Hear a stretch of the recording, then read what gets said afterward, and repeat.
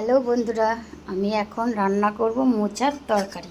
দেখো, প্রথমে মোচাটা আমি সিদ্ধ করে নিয়েছি, ভালো করে কচলিয়ে মেখে নিয়েছি। তারপর কড়াইতে সর্ষের তেল দিয়েছি, তেলটা গরম হয়ে গেছে। এখন এর মধ্যে একে একে দিয়ে দিব জিরা, শুকনো লঙ্কা আর তেজপাতা।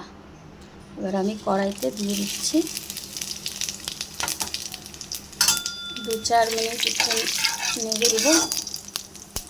তার মধ্যে দিয়ে দিব কুচানো আলুটা আমি কেটে রেখে ধুয়ে রেখেছি। তার মধ্যে দিয়ে দিচ্ছি আলু। এবার একটু নাড়িয়ে নেব।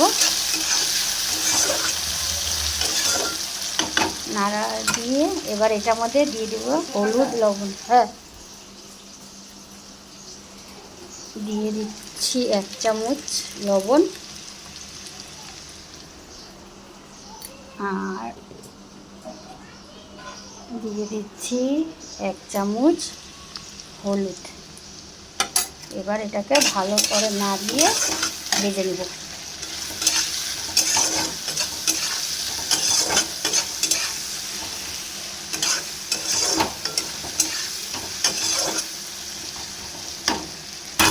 পাঁচ মিনিট এটাকে ভালো করে ভেজে নেব।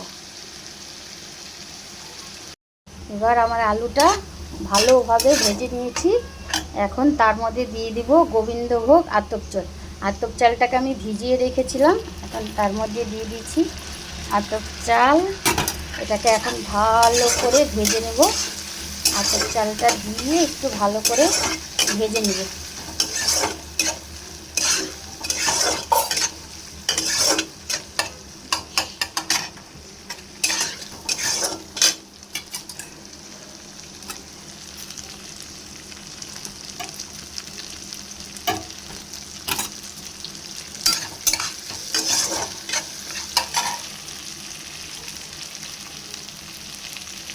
আতপ চালটা ভাজা হয়ে গেছে।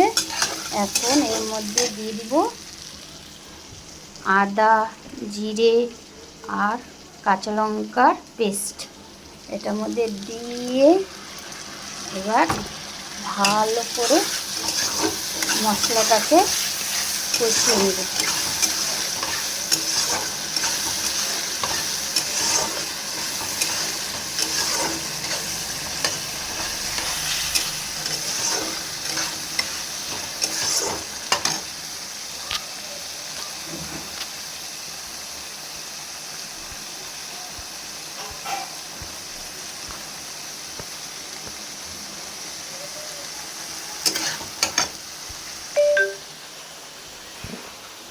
এবার আমার মশলাটা কষানো হয়ে গেছে। দেখো কেমন তেল ছেড়ে দিয়েছে।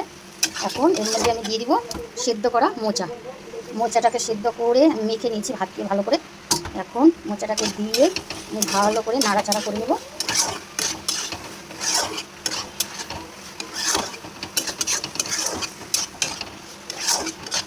পাঁচ মিনিট এটাকে কষাবো মোচাটাকে দিয়ে।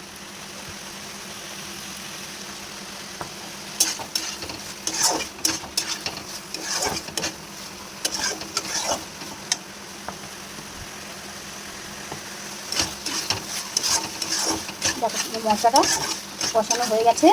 এখন এর মধ্যে সামান্য একটু গরম জল দিয়ে দেবো। আমি আগে থেকে গরম জল করে রেখেছিলাম। এই যে গরম জল, 1 বাটি গরম জল দিয়ে দেবো। গরম জলটা দিয়ে দিচ্ছি। এখন এটাকে কিছুক্ষণ কম আছে এটাকে সিদ্ধ হতে দেব। এখন আমার মোচার তরকারি রেডি। দেখো কেমন কালার হয়েছে। এবার একটু নেড়ে চেড়ে তার মধ্যে দিয়ে দিব 1 চামচ ঘি আর তাতে দিব অল্প একটু চিনি। ব্যাস, এবার একটু নেড়ে চেড়ে হয়ে গেল আমার মোচার তরকারি। দেখো বন্ধুরা কেমন হয়েছে। দেখো এবার হয়ে গেছে আমার মোচার তরকারি। এবার গ্যাস বন্ধ করে এটাকে ঢেকে কিছুক্ষণ রেখে দেবো।